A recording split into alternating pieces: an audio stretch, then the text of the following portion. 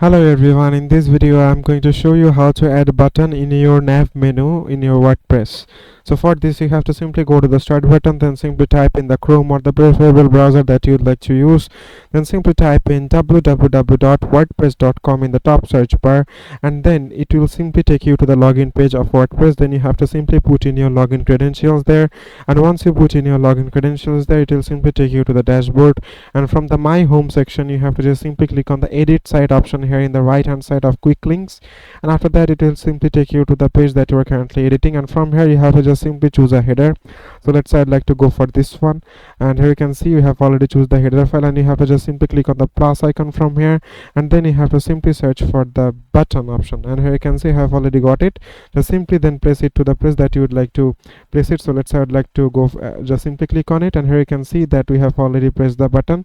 Let's say I'd like to name it as search, and here you can see we have already pressed the button accordingly.